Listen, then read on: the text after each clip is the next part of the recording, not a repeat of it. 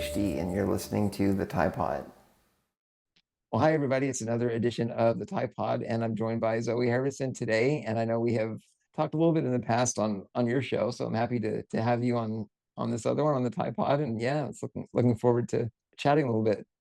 Oh, no, thank you for having me. Yeah, I really enjoyed our previous chat. So, yeah, I've been really looking forward to coming on your podcast. yeah, definitely. I sure appreciate it. But I know we definitely have some topics on muscular dystrophy and disability and some things that we'll get into. But to start off with like a kind of an icebreaker question, what would you say is like one of your primary hobbies or activities to kind of escape the daily living with MD? Oh, that's a good question. I'm really quite creative in the sense of I really love like painting and drawing. Mhm. And I really love music. I think I listen to music quite a lot, like every single day. And I Yeah. really find that that helps me just get away from things if I'm feeling maybe a bit anxious, or Mhm. especially if I'm on my own at home and maybe not feeling great. I really find those types of outlets really keep me busy and keep my mind off how I'm feeling. Mhm. Yeah, that's really good. Do you have like a go-to like type of music or go-to song that kind of instantly takes you to like that relaxed place? So I really love um kind of like the 1975. I listen to them quite a lot. Okay. And I find their music quite relaxing, more or less. And I also listen to a lot of like I'll be honest, general pop. Like I love a bit of Yeah. Tate McRae, Gracie Abrams. Oh yeah, yeah. Yeah, I I've love it. gotten into hers lately, just kind of out of nowhere. It started sounding good to me. So yeah, I definitely, It's appreciate really that. good. And I feel like it's kind of the right type of style of music that makes you feel quite relaxed and just Yeah. You it's can just not kind of like chill out and yeah, I yeah. know what you mean. Yeah. And on the painting and drawing, is that something you've kind of always done, or have you more recently gotten into it? I've done that from pretty much the age that I was physically able to. I remember I Yeah. used to, like, nearly every single day as a kid, I'd just draw and draw and draw or paint and paint, and I'd always, like, go to my mum and dad and give them random pictures in the house, and, like, the office Yeah. would be filled with random, like, pieces of paper and stuff that Mm. I'd done that day, so it's always been something I was really passionate about. I think when I was really young, I always assumed maybe I'd go into something like that for a career, Yeah. but I think it's more just stayed as a bit of a hobby for me, really. Yeah. Yeah. I mean, it's nice to have those things that do kind of stay in the hobby space, I feel like too, because there's maybe less pressure or, it kind of keeps it as just a relaxing thing. But I definitely know what you mean. I thought I was going to go into sculpting for a long time with like clay and things. So yeah. Wow, Yeah. that's pretty That, cool. yeah. I think we all have pretty creative abilities, it seems like, in the disability community. But um Yeah, I think as so. far as career goes, I know that there is a lot of concern and challenge with finding employment and like how with a progressive situation like MD, like as your abilities change over time, keeping employment and maintaining that type of thing can be a challenge. But I'm curious you if you want to share a little bit about like where you thought you were going to go into with employment and then kind of what your experience has been recently with it. Yeah, definitely. So, I, from a young age, decided I wanted to go into the world of psychology and Mm. maybe be like some type of therapist. So after I got my degree, I worked in our National Health Service here for about 2 years, doing different types of roles, gaining experience. And then late last year, just before Christmas, I moved into a different role at the same hospital that I'd worked at for a while. And ran into a few difficulties. There was quite a lot going on with my health at the time. Like they just changed my heart medication, which wasn't Mm. very well. And the role that I had accepted wasn't quite what they had maybe portrayed to me. Like they hadn't kind of mentioned how physically demanding it was going to be, how off site. So I had thought it was going to be based in the hospital, which is what I'd always been used to. Whereas there was quite a lot of days out and trips, and I wasn't really being supported in regards to like how I would get there with my wheelchair, and all of those things really had Mhm. quite a negative impact on both my physical health and my mental health, because there'd honestly be days where I'd turn up to work and I'd have no idea how I was going to manage the day with my chair. Like there was Hmm. no adjustments in place, and I kept asking for help and just kind of wasn't really getting it. So I felt like by the time my health had really, really, really declined a bit, I felt like, you know what, this just isn't for me. I need a break. Hmm. So I left that role and had only really intended to have maybe a month or two out of work, but soon realized actually, like, I think maybe you need a bit of a rethink about what you're going to do.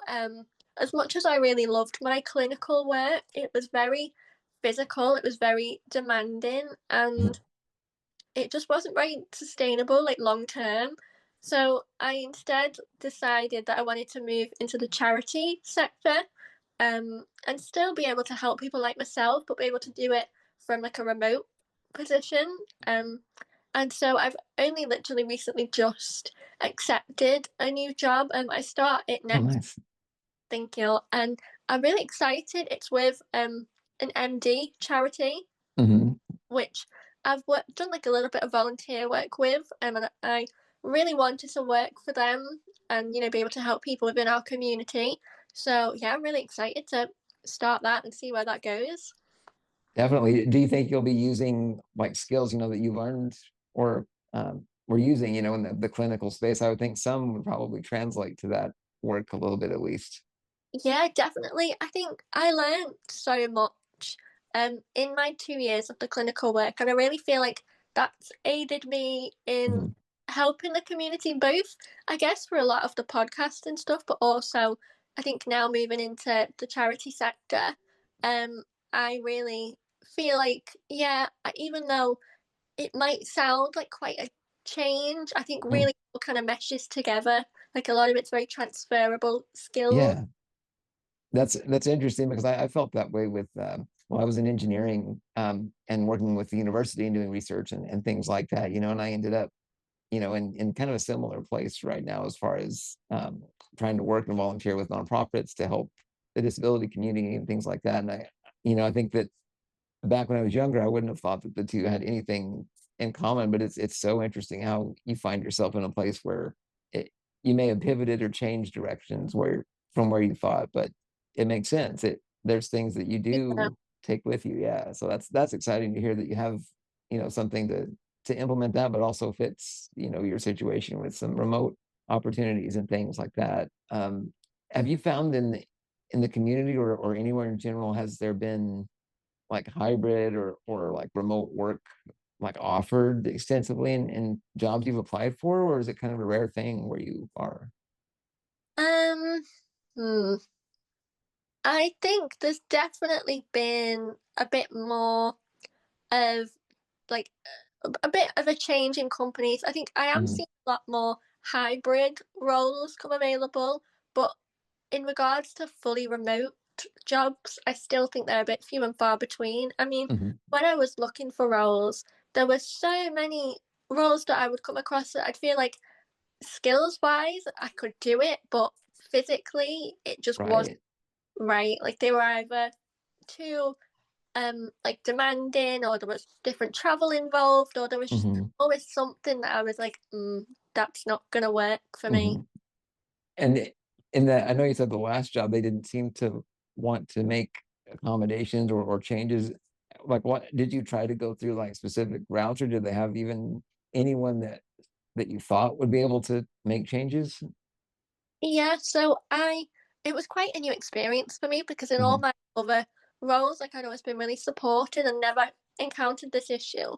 But Hmm. I they did have um a service for staff where you could go and raise any of these issues. And I did do that, and there were meetings involved, but then whenever like you'd have the meeting and you'd think, oh great, that's gone well, and then you'd come away from it and nothing would really change. And Uh-huh.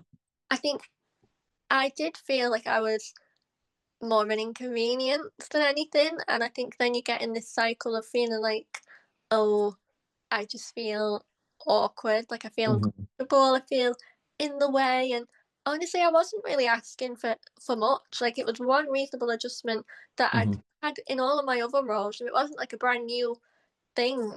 And Right. Yeah, it was difficult, and it was a shame, that it didn't work out, and I don't necessarily think they meant, like, the individual meant any harm, or, was like, "Oh, I just don't wanna do it." I think maybe Mhm. it was just lack of experience, and maybe they were That's a good quite point. new to managing people, let alone anyone with a disability, and I think they just maybe didn't really know what to do and felt a bit out of their depth. Right. No, I think that's common in a lot of job sectors. They sort of have that placeholder policy where they mention reasonable accommodations and working with people with disabilities and not discriminating, things like that. But then when it comes time to actually make a change where there's a request for something specific, it seems like they don't really have a plan in place. And like you said, maybe the people involved don't have the experience or knowledge of how to implement that change. So that it's really limiting, when you are qualified everywhere except for that one area, that your disability is involved with. So I mean, that's a really difficult thing to overcome, I think, on both sides, Yeah. really. Yeah. I guess I'm thinking like when someone with MD is going to a job that's on site that doesn't have like a hybrid element or remote, like I'm wondering if you could talk a little bit about like the extra things that you have to like plan for or worry about or just in general think about before you even leave, that most people maybe don't even worry about. Yeah. So for me, because I'm an ambulant wheelchair user, it Mhm, it can sometimes be a bit confusing to know, well, am I going to need my chair for that, or can I manage? Because, for example, if I had to go and work in an office and I could drive myself right, up to the door, and I could park right outside, and it was like a couple of minutes walk on a flat surface, no steps, mhm, and no big heavy doors or anything, then yeah, I wouldn't need my chair and I could just stay sitting down. But even things like curbs, I can't get up a curb on my own because mhm, it throws me off balance. Heavy doors, I can't open them. And things like when I was working in the hospital, um, my one of my friends that I worked with, she used to help me get my wheelchair out the boot of my car because I can't do it myself. And so it's little things like that that you have to factor in. And sometimes, if people weren't available, it was like, well, there's nobody to help me get my chair out. So then I can't come on site, or, if we had to go and do a big day trip, and, I had to drive for like over an hour, I was going to be really fatigued by the time I got there. Then I have to do like a full day of a big day out, going mhm. around everywhere. And then I've got to drive home in rush hour traffic. And Yeah. it's all of these things that maybe on their own don't sound like a big deal, but when you factor them all in together, And like a very specific combination of events in a day of work, that I mean, there's exactly. just enough variability there that you just don't know how it's going to go. And then the energy levels required are obviously, drastically different depending on what you're doing. Exactly. Like, as an example, I remember last summer we had quite a big heat wave, and my front door can get a little bit stuck sometimes, and you have to really like welly it shut. You've got to be really strong. Mhm, And my husband, he leaves work before I used to leave for work. And so he'd gone to work, and I was getting ready to leave. And as I went to shut the door, because it had expanded in the heat, I couldn't lock it. And I was mhm. pulling it, and in the really, warm weather, and I was already fatigued. It was really early, and I got so puffed out and exhausted that I honestly felt really dizzy. I'm like, oh god, I'm gonna pass out here. And I had Yeah. to wait for my PA to come help me lock the front door before I could go to work. And by the time I got there, like I was already knackered. And Yeah. that one little thing that, to the average person might not seem like a lot was a really big Was huge. factor. Yeah.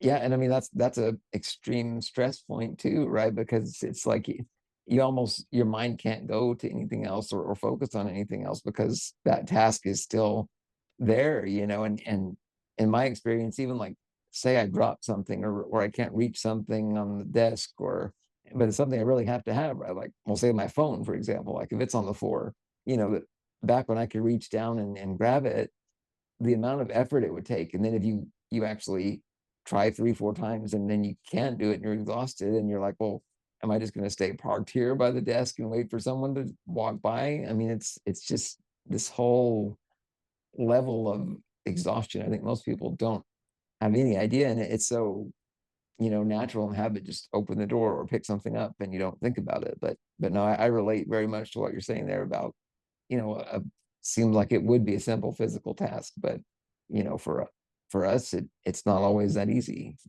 No, it's exhausting, honestly. Yeah, yeah. And when you were mentioning PAs, like what has your experience been as far as maybe finding them first of all, and then obviously there's the financial part of it. Like, is there aid available to help provide those services, or what has it been like for you on that?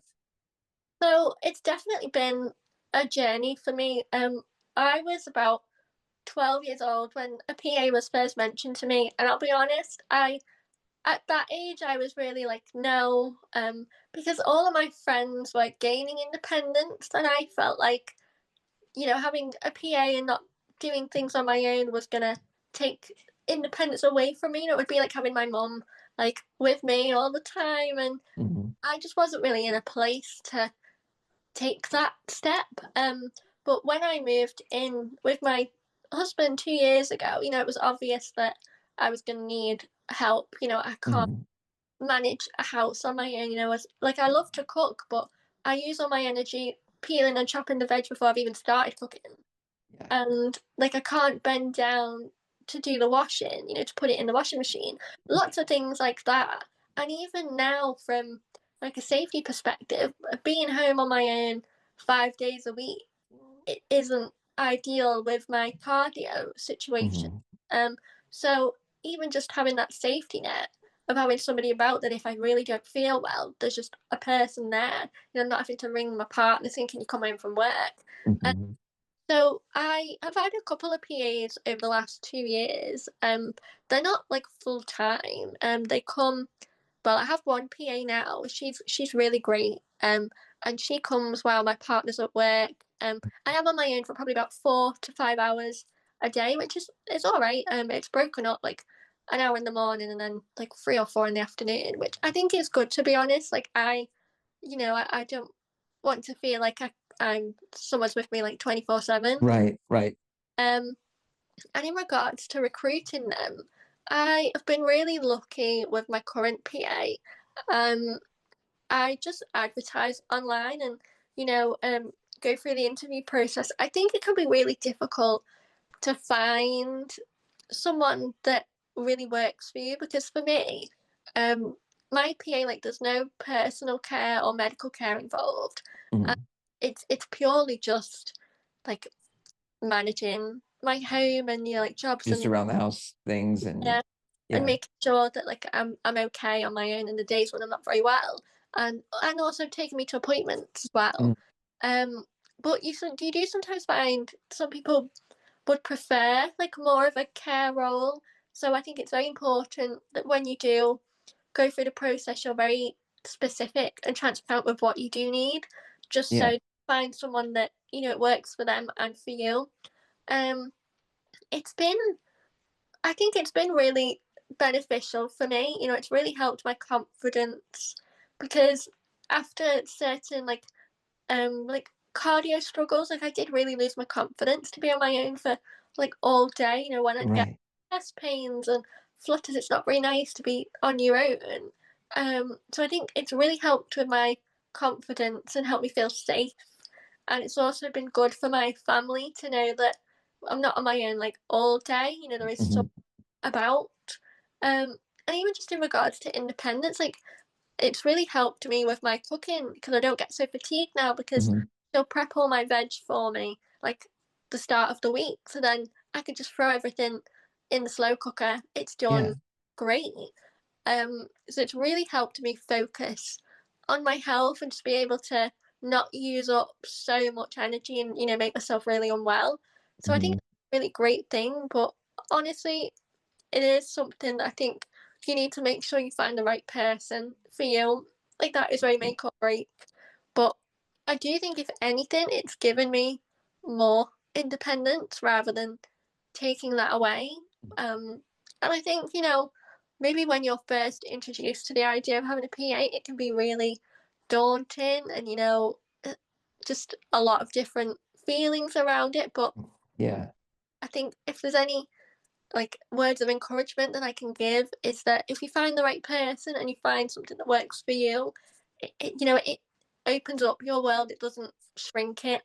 It right, gives you independence to be you and do what you need to do and what you want to do, and not have to worry about the little things or like even or worry about the big things. Worry about being unwell. Is there anybody here to help me? I think right. it's a really good thing. It seems like it's almost if it takes away some of those small tasks like we were talking before that become stress points for us. Like we have so much more like mental capacity even to do bigger things. Like maybe you want to plan a more like involved recipe you want to try just for fun, and you have that ability to go to the PA and be like, hey, I want to try this. Could you help me prep the ingredients beforehand? I mean, that's really like freeing or liberating in a sense, I think, too. But I agree too what you were saying about having that sort of 4 to 5 hours of time, where you're like by yourself doing things or working. I mean, that it's nice to have a balance, I think, of that alone time in a sense to do.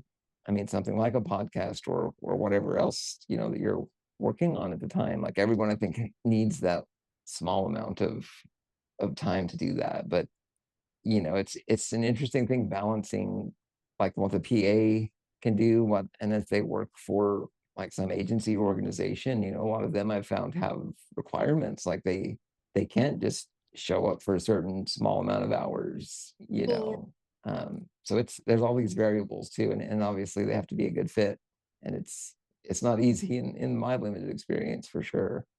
yeah, definitely. I think I've definitely had a couple of experiences in the past, like years ago, where they weren't the right fit, and that just creates more stress and Hmm. isn't good for anybody. But I think yeah, I'm very lucky now to say that I've found someone that is a good fit, and it works for them and it Yeah. works for me. Thank goodness. Did you feel like going into it that it was easy maybe to move on from one that didn't fit, or like what was the communication maybe like if it wasn't good? Um, honestly, mm, I found it kind of difficult Hmm. to like end that relationship, like when it wasn't working, to let them go. Just Hmm. because the responsibility, like over here, it's on me. Like I have to let them know and let them know why Right. it's It's like a working. self-advocacy thing too, in a way. Yeah, and Yeah. I think I felt quite awkward at first doing it, just because they come into your home. It's just you and them. Like you're quite vulnerable, and Hmm. you also get to know them a bit, and you don't want to cause any upset by being like, "Oh, Yeah. this is working." But I knew it had to be done, and I knew, from putting my own health first, the whole point of getting a PA is to help me, not to make things harder. Add more stress and more anxiety. Yeah.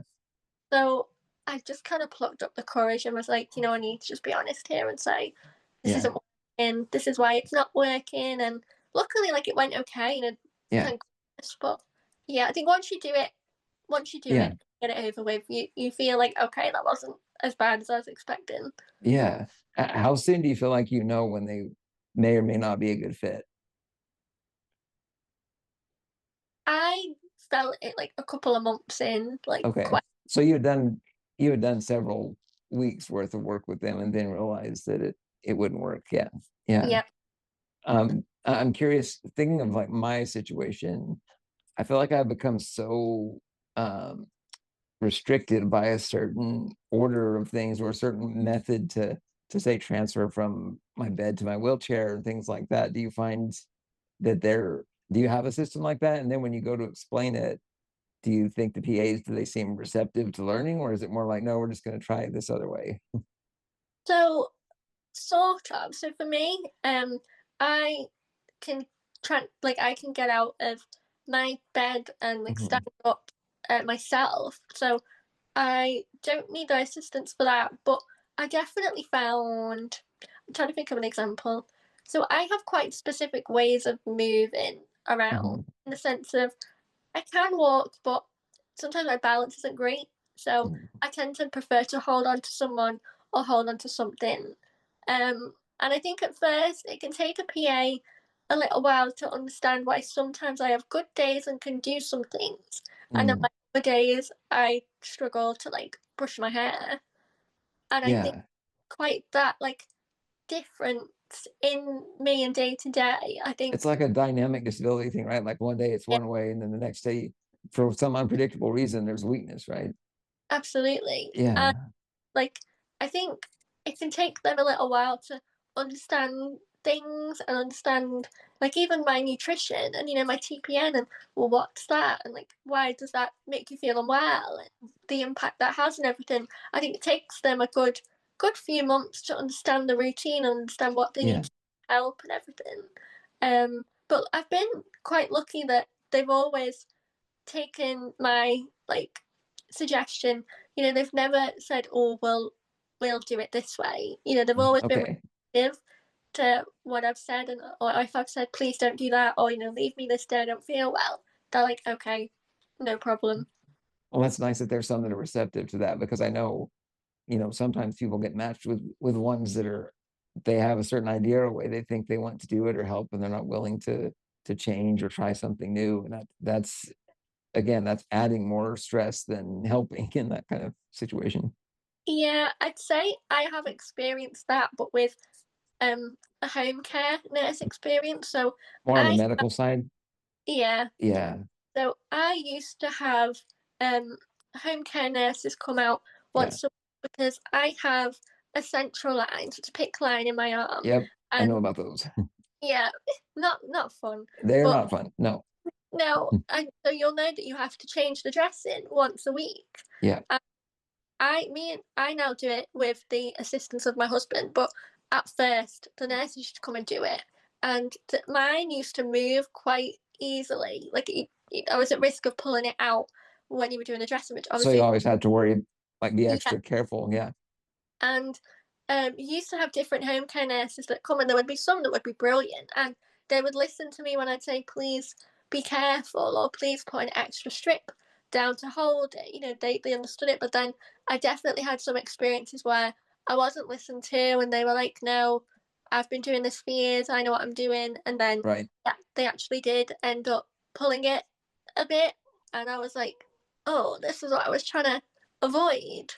Yeah, yeah, that's such a difficult thing. Even in hospital or in ICU, from my experience with the PIC line, I had a nurse in that was trying to remove it or pull it out before I was discharged, and they had no idea what method or how to do it, like carefully where it's not painful, and it was a horrible experience, and you get some of those that are, they're like, well, I'm gonna do it my way, or we're not going to do it. Like they're the expert, and it's like I've always found it's better when it's like a back and forth, like you're Mm, working together to fix or do the task. So I it's agree.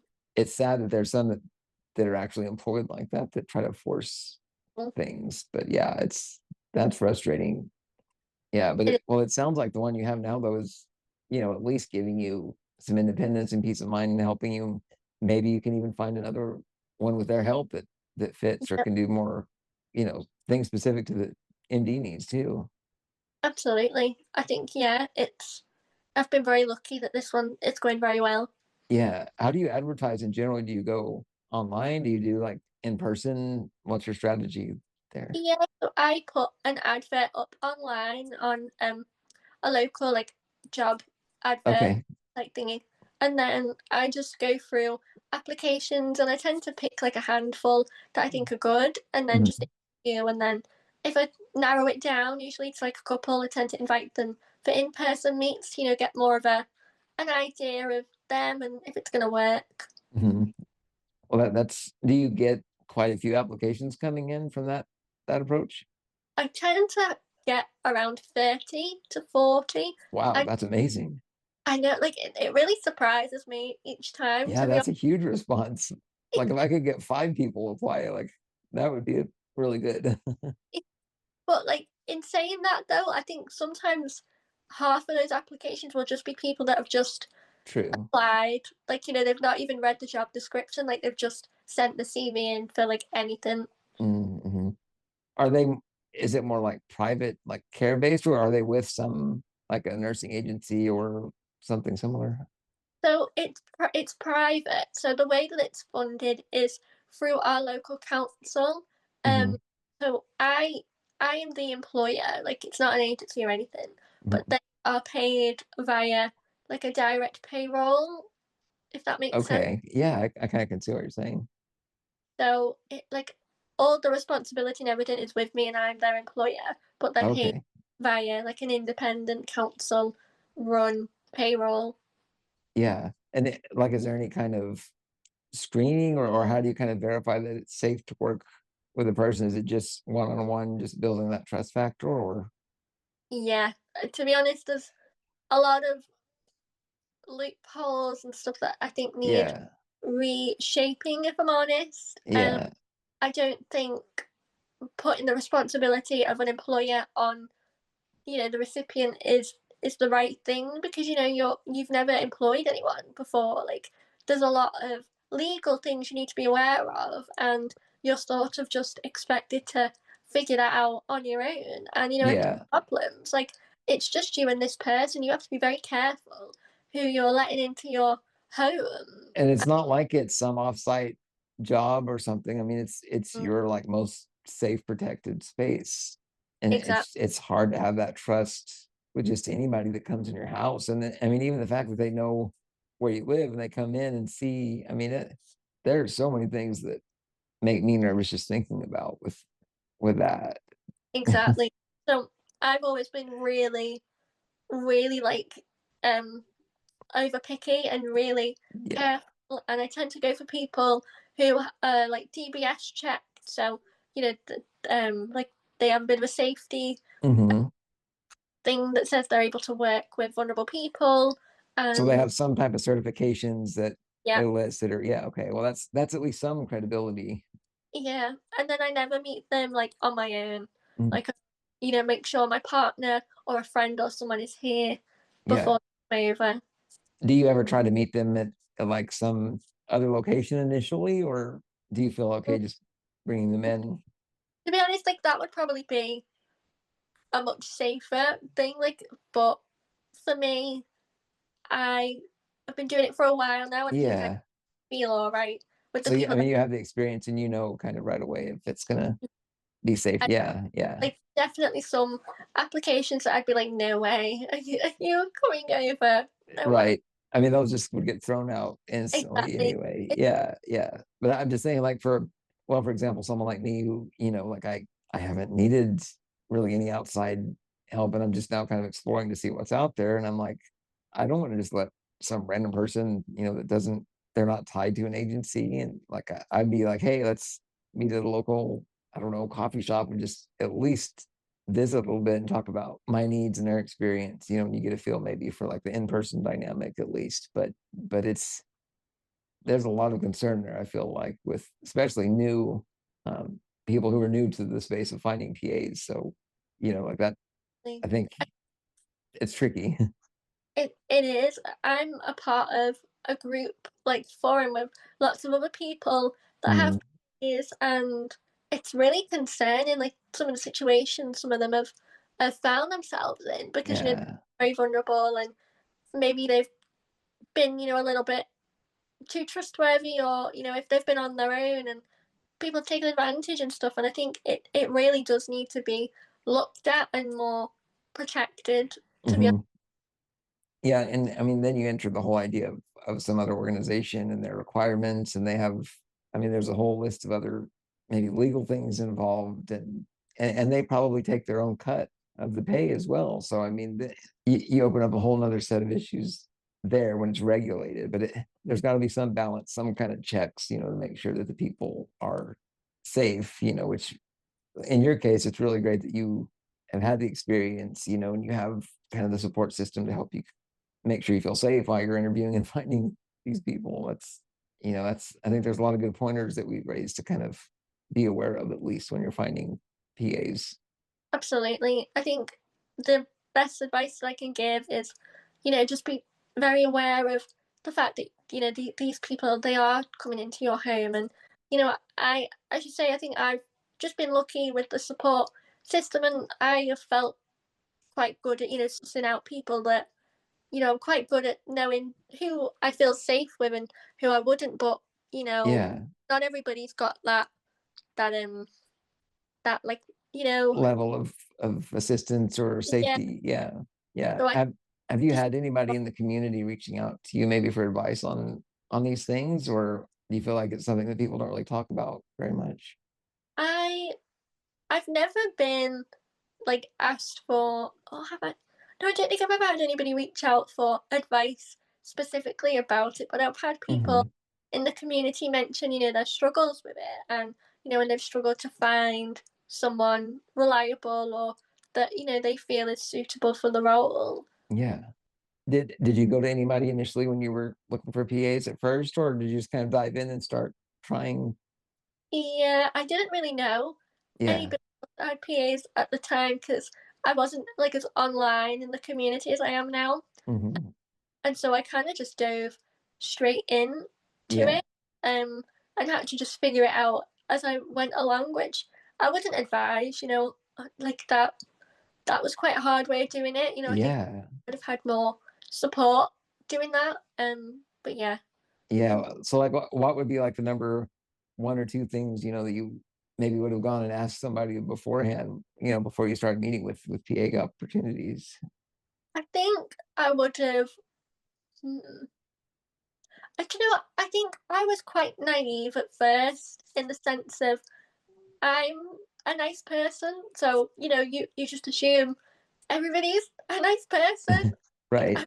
quite naive to think that, oh well, anybody applying for a role like this would be really caring and empathetic and trustworthy. Mhm. And I think that was my maybe first mistake. And I Mhm. think advice wise, I would have just maybe liked to have spoken to other people and learned what went right, but also what went wrong. And I think that then would have given me a bit more of a perspective to realize, oh, actually, like things can go wrong here. Right, right. Well, I do think that there's, a lot of value in the community now of reaching out and being like, hey, can I get your thoughts or advice on, finding a PA or employment or, going to try to get accommodations to help you with whatever you need. I mean, that seems to be something that has really developed in Hmm. recent years in the disability community, it seems like. Do you feel like it's been that way as well? Absolutely. Yeah, I think there's just so much support now. Like it's really wonderful.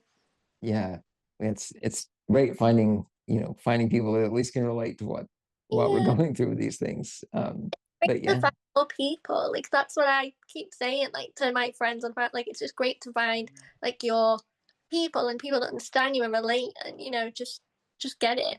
yeah, yeah.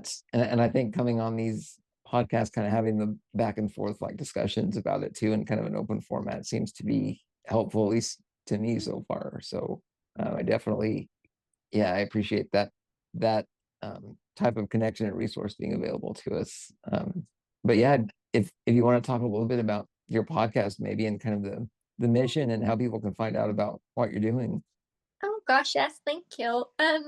So I'm really bad at promoting my podcast, but I'll give Um, my podcast is called Dystrophy Diaries. And honestly, I started it because when I was younger, I mean, I'm 26 now. I started this journey when I was like 5 years old, and I had a lot of anger and upset and internalized ableism, and there was a lot of things that I felt like I had to just figure out the hard way, and on my own, and just trying and failing, and it was difficult. I mean, I always say it made me the person I am today. It built my resilience and everything.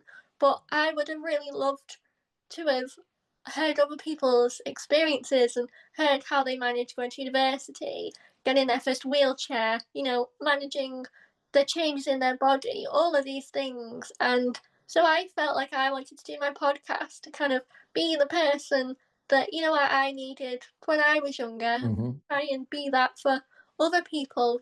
I feel so deeply for our community and people with muscular dystrophy. Like when they hurt, I hurt. Like I really feel it, and I just want to try and help. any way that I can, even if it's just a little different. I feel like I'll have done my purpose. You know what I mean? And Hmm. Hmm. that's what I try and do with my podcast. And I'll be honest, like I'm not a professional. I don't have a fancy camera. I don't have a fancy microphone. Hmm. I'm not great at promoting it, but like it has the real heart and passion behind it, and that's what I really feel is important for me. Yeah, that makes total sense. I think that so many of us with MD, we have that tendency to be empathetic and absorb kind of the feelings, of the conversations that we're having. And I think that's a strength, I think, Yeah, especially navigating all these different things that we do. And like that, I find that the podcast really, they do take on kind of the personality of the host in a lot of ways, and it doesn't mhm, have to be, like the best lights or audio or sound or like have the best animations or but that's the cool thing about technology where it's at too, is like you don't have to have that to have a meaningful effective podcast either. So I think absolutely. that's really cool to see all the variety and diversity and everything that's available in all the different podcasts. So I definitely appreciate your style and approach to it too. So Thank you, and I really appreciate yours. And I think you are very similar to what I've just said, in that you can really feel your passion and mhm. your intentions behind it. And I think that really does shine through in your episodes. Yeah, like, I really appreciate that. I sure, want that to be the case. So I, definitely plan to keep on with that style and format, and I like the idea too of getting a little bit deeper into specific topics like we did today, going into just employment and then finding help in the community for, independence is huge. And I think there's, like something like university and your experience there. I could see us digging into that even, in a future chat or something. But Absolutely. yeah, And but you can do like a little bounce back and forth. Like you can come back, yeah, I'll come back on yours, and we can just keep crosstalk between yeah, yeah. No, I think that's really great, and there's even some opportunities for bigger discussions, I think, with maybe multiple podcasts joining together or something, but who knows? Yeah, definitely. I'm always like, available for like yeah, chatting and up for it. So, just drop me a message anytime. yeah. It sounds really good. Well, I sure appreciate you coming on. I'm looking forward to seeing what you do next, and definitely we'll stay in touch. Absolutely. I think, you're probably one of my like longest friends that I've known in this community. So definitely Yeah, always stay in touch, and thank you again for having me on. I've had a lovely time. I feel like we could chat for like I hours, think so too. honestly. But yeah, I really appreciated it, and I can't wait to